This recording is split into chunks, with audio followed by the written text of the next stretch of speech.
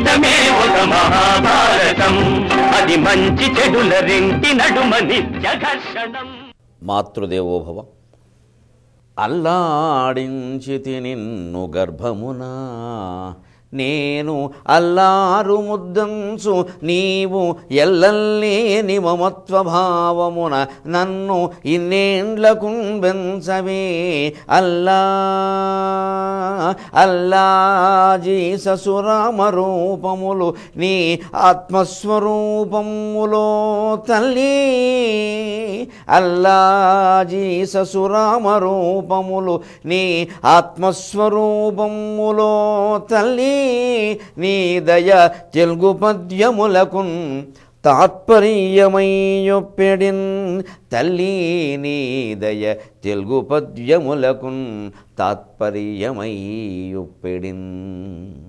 తమకన్యాయం జరిగినప్పుడు గుర్తురాని ధర్మం, తామన్యాయం చేసినప్పుడు గుర్తురాని ధర్మం, తమకు అన్యాయం జరిగినప్పుడు గుర్తు రావడం అనే విచిత్ర విషయాన్ని మనకు అవగాహన గావిస్తూ ఉన్న మహాభారత కథాశ్రవణం కోసం ఎదురు చూస్తూ ఉన్న భక్తి టీవీ ప్రేక్షక మహాశయులందరికీ కవి బ్రహ్మ, ఉభయ కవి మిత్రుడు తిక్కన సోమయాజి రచించిన ఆంధ్ర మహాభారతం కర్ణపర్వానికి సాగుతున్న సామాజిక వ్యాఖ్యలో 1291వ భాగానికి స్వాగతం పలుకుతున్నాం. మానవ జీవితమే ఒక మహాభారతం, అది మంచి చెడుల రెంటి నడుమ నిత్య ఘర్షణం.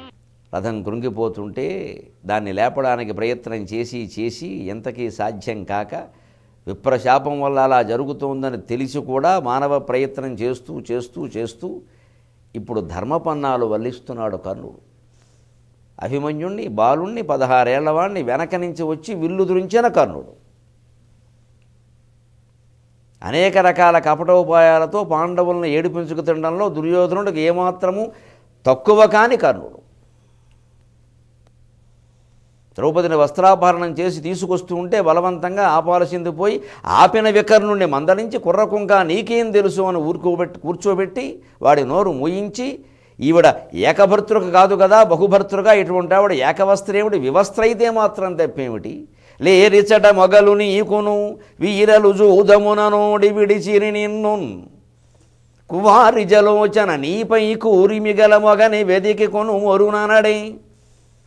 నీ మొగుళ్ళు ఎందుకు పనికిరాని వాళ్ళయ్యారు, ఇక్కడ ఉన్న వాళ్ళలో ఎవరినో అవ్వకుండా వెతుక్కో అని పరమ దారుణంగా అవమానకరంగా మాట్లాడాడే.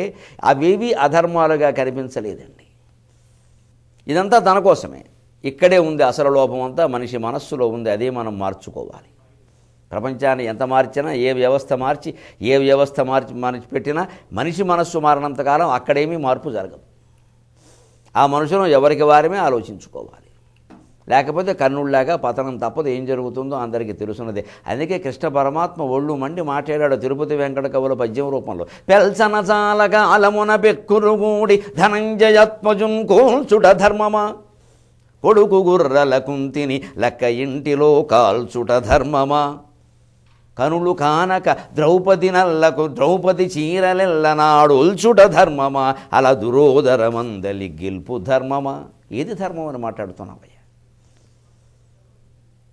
భయంకరంగా అందరూ కలిసి ఒక్క బాలుడు పద్మవ్యూహం తెలిసి యుద్ధంలోకి వస్తే మొత్తం ద్రోణాచార్యుడా, కర్ణుడా, దుర్యోధనుడా, దుశ్శాసనుడా, కృతవర్మ, కృపాచార్యుడా ఇంతమంది చంపుతారయ్యా. అది కూడా వెనక నుంచా.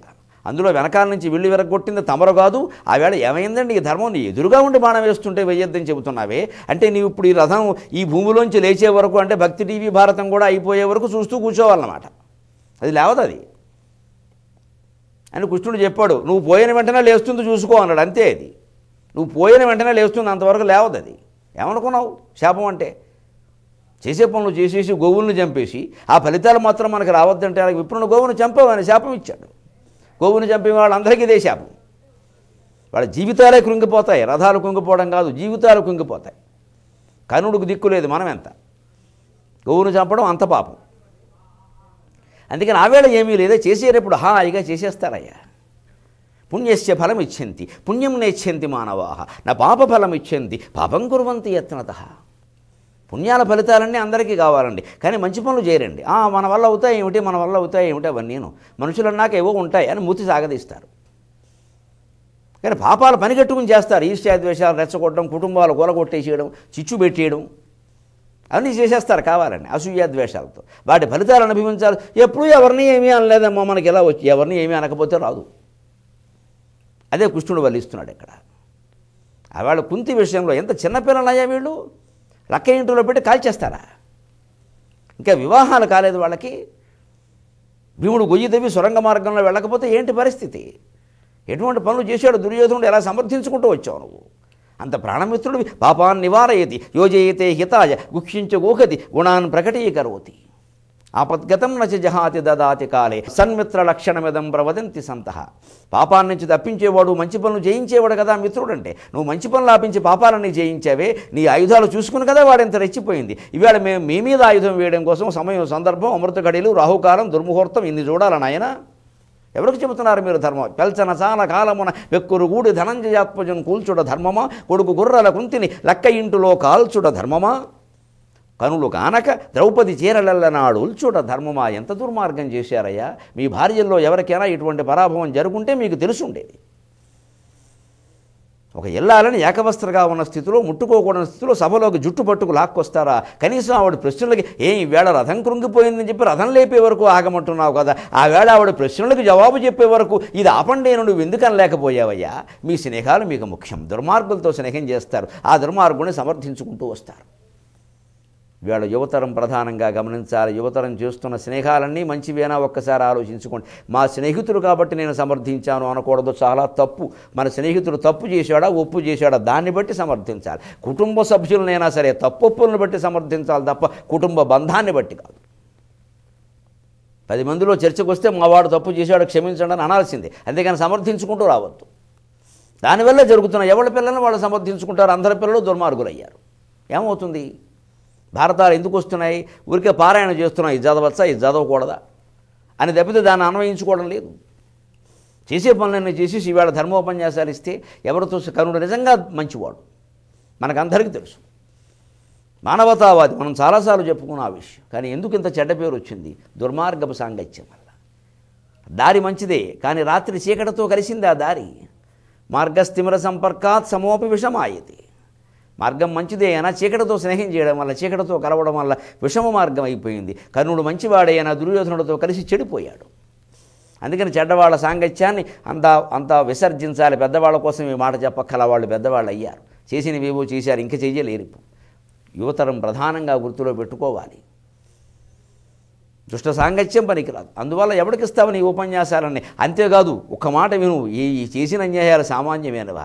ఆ కొలువులో ద్రౌపది చీరలలో నాడు ఒల్చొడదాల దురోధనమందలి గెలుపు ధర్మమా? మాయజూదం అని పాండవులు అన్నాం కదా, దుశ్శాసనుడే అన్నాడు. దుశ్శాసనుడు కర్ణుడు కూడా దాన్ని మాయజూదం అనే అన్నారు. ఆ పాచికల్లోనే ఉంది మాయంతా, కర్ణుడి యొక్క శకుని యొక్క నేర్పులో ఉందంతా.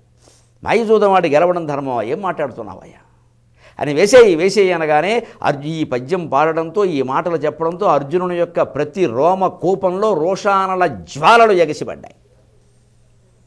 కర్ణుడు కూడా తక్కువ కూడా కాదు. నేల మీద నిలబడి అర్జునుడిని 3 చెరువుల నీళ్లు దాగించాడు, ముచ్చెమటలు పట్టించాడు. నేల మీద నిలబడే 3 చెరువుల నీళ్లు దాగించాడు. భయంకరమైనటువంటి బాణం వేసి అర్జునుడు కర్ణుని ధ్వజాన్ని కొలగొట్టాడు. కర్ణధ్వజం గజకక్ష్యాధ్వజం ఒక్కసారి ముక్కలై చీలికలు పేలికలై పడిపోవడంతో కౌరవులు కర్ణుని ప్రాణాల మీద, యుద్ధంలో విజయం మీద ఆశను వదిలేశారు.